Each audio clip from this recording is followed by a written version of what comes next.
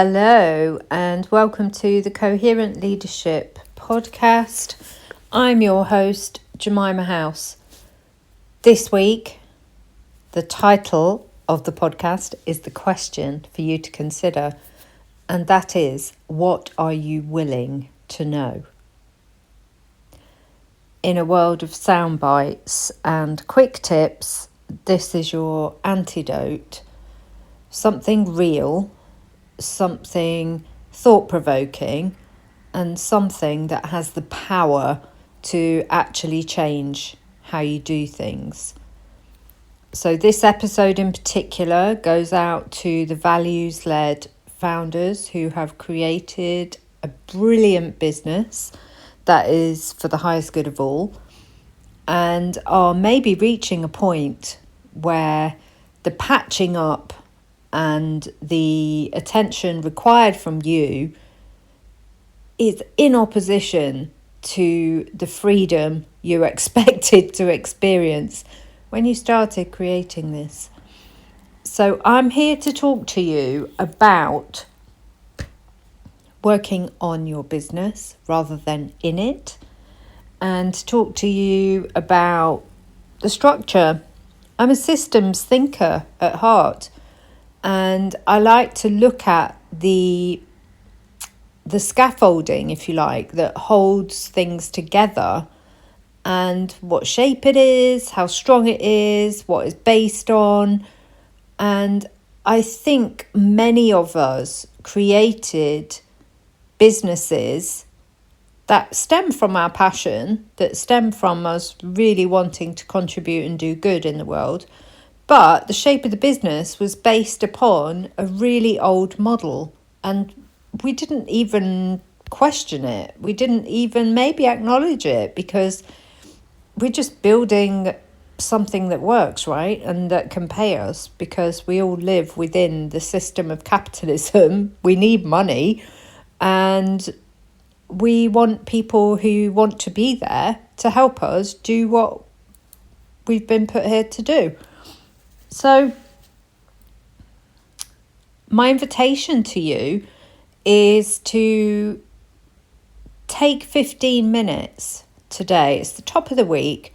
Take 15 minutes and decide that you are going to find the questions that lead you to what you're willing to know.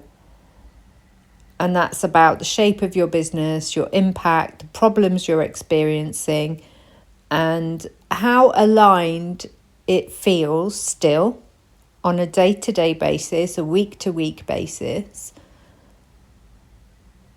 And know that there is a separation between how much impact you can have for good and how aligned the shape of what you're creating is with who you know yourself to be.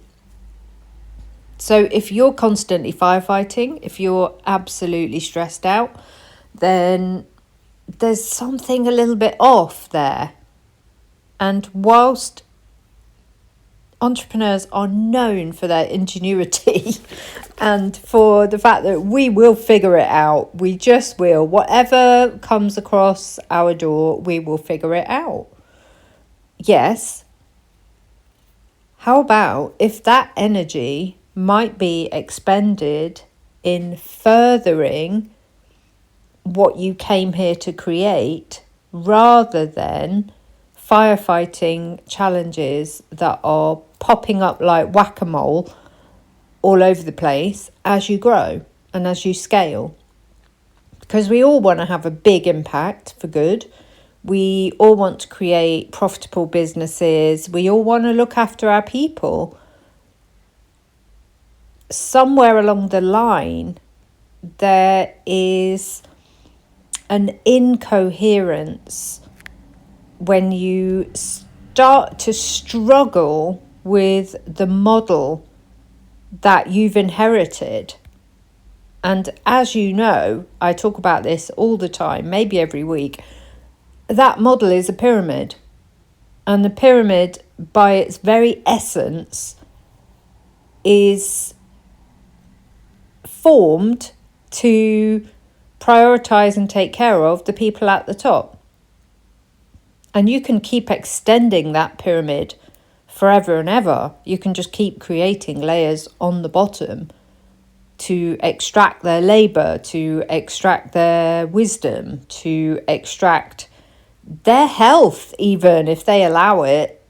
And that's why I'm suggesting a circular model, because the model of the pyramid doesn't work for future focused businesses that want to prioritize well-being at the same time as prioritizing performance. Because let's face it, there is no shortage of heart-led founders who prioritized the people but then couldn't sustain what they were doing because they weren't making any money.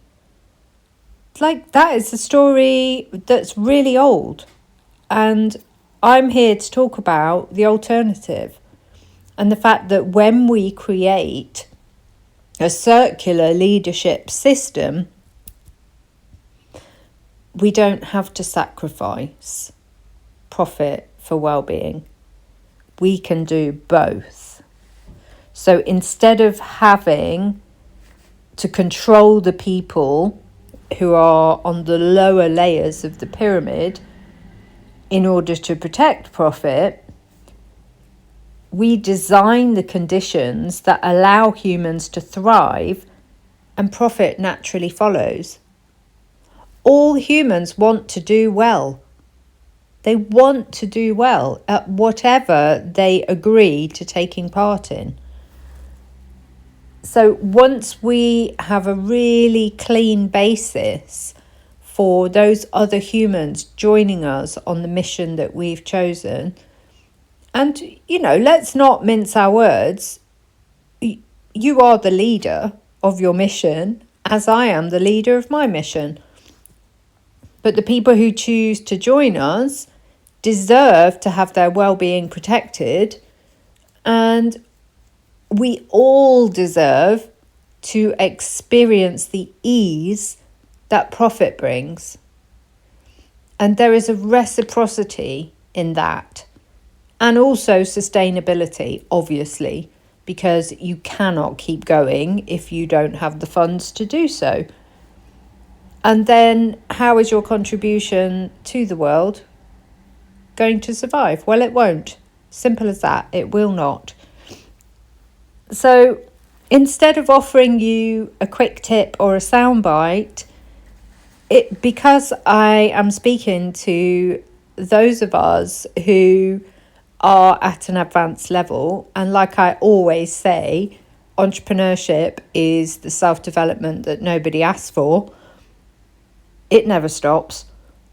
Today's invitation is for you to take that time. It only has to be like 10 or 15 minutes. Just take that time, go for a walk in the rain, and contemplate, what are you willing to know? I can guarantee there will be some things that you haven't seen right now that are causing major blocks in your endeavours. I guarantee it. And that's not a fault. It's not, this isn't to blame or shame anybody at all. That's just how it goes. When you're running a huge business and looking after multiple people, multiple teams, it can be difficult to make that decision to step outside of it and choose the direction consciously that you're going in. And I understand why shifting the leadership model from pyramid to circular is confronting, because it's a really big job. It's a big job. Luckily, there is a map and there is a way for it to be done so that everybody within your circle gets to thrive and you get to continue contributing and have your culture as the emergent signal of who you are and what you came here to create. Imagine that. I mean, it's wild to me. This whole concept is wild to me. And in terms of what I'm willing to know, I feel like I have let that land this morning. One of the things that I am willing to know is that this is bigger than me. And I am absolutely willing for this whole concept, this whole inception of a change of leadership model, both within work and sociologically. I'm willing for that to not be recognised in my lifetime, but for me to know that I am the forerunner of this and I'm the creator of it. I am one of the champions of it. But whether I get to see the evidence of it working in my lifetime or not, that's not my business. So it's big and it's important, and it contains 3 pillars of really good communication, good mental health, and feminine leadership principles. And it also contains the ecosystem of ease, because what are we here for? We have a relatively short time on this beautiful planet, and you might look around yourself and be like, well, the world's on fire. Like, what? Yeah, yes, it is. And we have to hold both. We have to hold the nuance so that we get to see that the world is on fire, and we get to see that we still make an undeniable and important and beautiful contribution. I hope there was something here for you, and I will see you same time next week.